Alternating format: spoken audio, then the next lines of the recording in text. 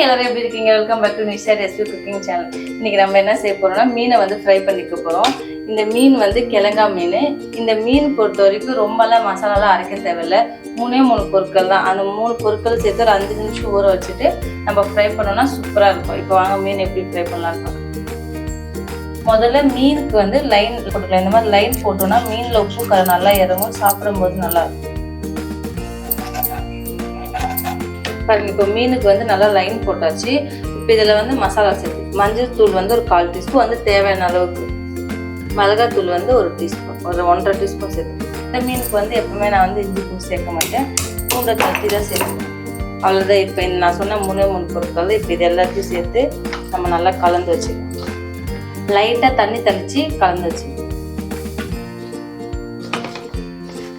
இது வந்து ஒரு ஓரமாக ஒரு 5 நிமிஷம் வச்சுட்டு அதுக்கப்புறம் நம்ம ஃப்ரை பண்ணோன்னா மீன் ஃப்ரை வந்து சூப்பராக ரெடி ஆகிடும். மீனை வந்து நம்ம எல்லா மசாலாவும் போட்டு கலந்து வச்சுருந்தோம். இப்போ ஒரு 5 நிமிஷம் ஆயிடுச்சு. இப்போ வாங்க நம்ம அதை ஃப்ரை பண்ணிக்கலாம். ஸ்டவ் ஆன் பண்ணிட்டு நான் எப்போவுமே வந்து தோசைக்கல்லில் தான் வந்து மீனை வந்து ஃப்ரை பண்ணிடுவேன். இப்போ தோசைக்கல் காஞ்சிடுச்சு, எண்ணெய் சேர்த்துக்கணும்.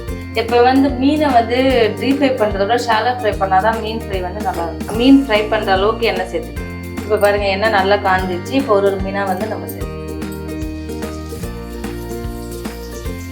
இந்த மீன் ஃப்ரைக்கு மேலே வந்து கருவேப்பிலை. இப்போ வந்து நம்ம ஒரு மீன் சேர்த்தாச்சு. அடுத்து இதுக்கு மேலே வந்து மூடி போட்டு ஃப்ரை பண்ணோன்னா மீன் ஃப்ரை ரெடி. இப்போ மீன் வந்து ஒரு பக்கம் ஃப்ரை ஆயிடுச்சு, நம்ம இன்னொரு பக்கம் திருப்பி போட்டுக்கலாம். ஃப்ரை ஆகிட்டோம். ஒரு மூடி வச்சு ஒரு 5 நிமிஷம் வச்சோன்னா மீன் ஃப்ரை ரெடி. இப்போ நம்ம மீன் ஃப்ரை வந்து இன்னொரு பக்கம் ஃப்ரை ஆயிடுச்சு. இப்போ வந்து நம்ம இது பிளேட்டில் மாற்றிக்கலாம்.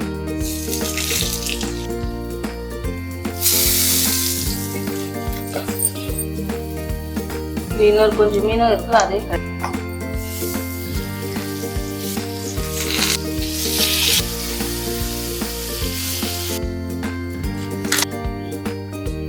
இப்ப பாருங்க, மீன் வந்து சூப்பரா ரெடி ஆயிடுச்சு.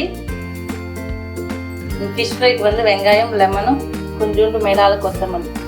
அவ்வளவுதான், நம்ம மீன் ஃப்ரை வந்து சூப்பரா ரெடி ஆயிடுச்சு. நீங்களும் ட்ரை பண்ணி பாருங்க. பிடிச்சிருந்துச்சுன்னா லைக் பண்ணுங்க, ஷேர் பண்ணுங்க, ப்ளீஸ் சப்ஸ்கிரைப் பண்ணுங்க. தேங்க்யூ.